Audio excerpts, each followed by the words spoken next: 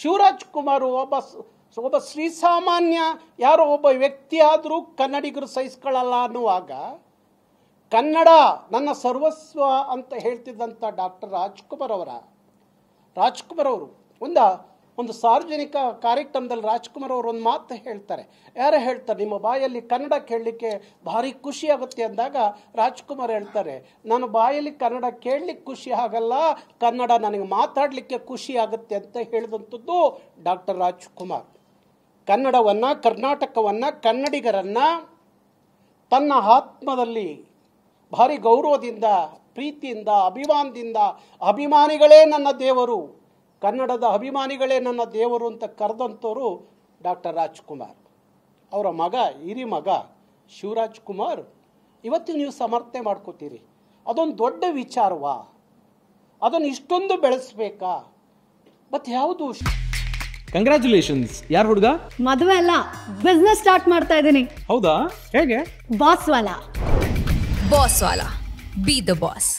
ಶಿವರಾಜ್ ಕುಮಾರ್ ಅವರೇ, ಯಾವುದು ದೊಡ್ಡ ವಿಚಾರ? ತಮಿಳು ಭಾಷೆಯೇ, ತಮಿಳು ಸಂಸ್ಕೃತಿಯೇ, ಇಲ್ಲ ಕಮಲಾಸನ ದೊಡ್ಡ ವಿಚಾರ? ನಿಮಗೆ ಕನ್ನಡ ಅನ್ನೋದು 7.5 ಕೋಟಿ ಕನ್ನಡಿಗರ ಭಾವನಾತ್ಮಕವಾದಂಥ ಕನ್ನಡ ನಿಮಗೆ ದೊಡ್ಡದು ಅಂತ ಅನಿಸ್ತಾ ಇಲ್ವಾ? ಇಲ್ಲ ಅದರ ಅಭಿಮಾನಕ್ಕೆ, ಸ್ವಾಭಿಮಾನಕ್ಕೆ ಯಾರಿಂದಲೋ ಧಕ್ಕೆ ಆಗ್ತಾ ಇದೆ ಅಂದಾಗ ಅದನ್ನು ಸಹಿಸಿಕೊಳ್ಳಲಿಕ್ಕೆ ಸಾಧ್ಯ ಆಗಲ್ಲ ಅಂತ ಹೇಳುವಂಥ ಧೈರ್ಯ ನಿಮಗಿಲ್ವಾ? ಯಾತಕ್ಕೆ ಶಿವರಾಜ್ ಕುಮಾರ್ ಅವರು ಸಮರ್ಥನೆ ಮಾಡ್ಕೊಳ್ತಾರೆ? ಹಾಗಾಗಿ ಯಾರೇ ಇರ್ಬೋದು, ನಿಮಗೆ ಅವರ ಸ್ನೇಹ, ಅವರ ಬಾಂಧವ್ಯ, ಅವರ ಸಂಬಂಧಗಳು ಅಗಾಧವಾಗಿ ಇರಬಹುದು. ಆದರೆ ಇಡೀ 7.5 ಕೋಟಿ ಕನ್ನಡಿಗರು ಅದನ್ನು ವಿರೋಧಿಸಿ ಧಿಕ್ಕರಿಸಿ ನಿಂತಿರುವಾಗ ಶಿವರಾಜ್ ಕುಮಾರ್ ಅವರು ಸಮರ್ಥನೆ ಮಾಡಿಕೊಳ್ಳೋದ್ರಲ್ಲಿ ಅರ್ಥ ಇಲ್ಲ.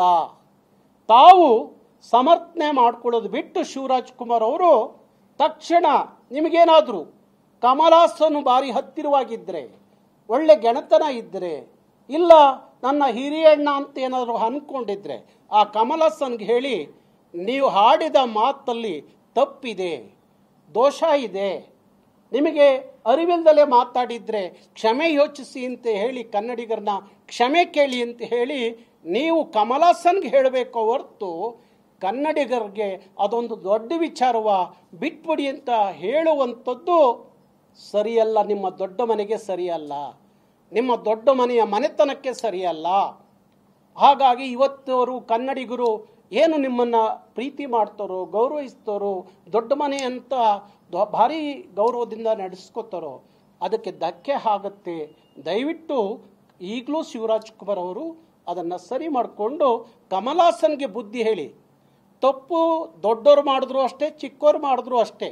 ನೀವು ಚಿಕ್ಕವ್ರು ಹಾಗಿದ್ರು ದೊಡ್ಡವ್ರು ತಪ್ಪು ಮಾಡಿದಾಗ ಬುದ್ಧಿ ಹೇಳಬಾರ್ದು ಅನ್ನೋದು ಏನು ಅದು ಸರಿ ಇಲ್ಲ ಅನ್ನೋದೇನು ಅಂದ್ಕೊಳ್ಳೋಂಗಿಲ್ಲ. ಹೇಳಿ ಬುದ್ಧಿ ಕಮಲಾಸನ್ಗೆ, ನೀವು ಆಡಿದ ಮಾತು ತಪ್ಪಿದೆ.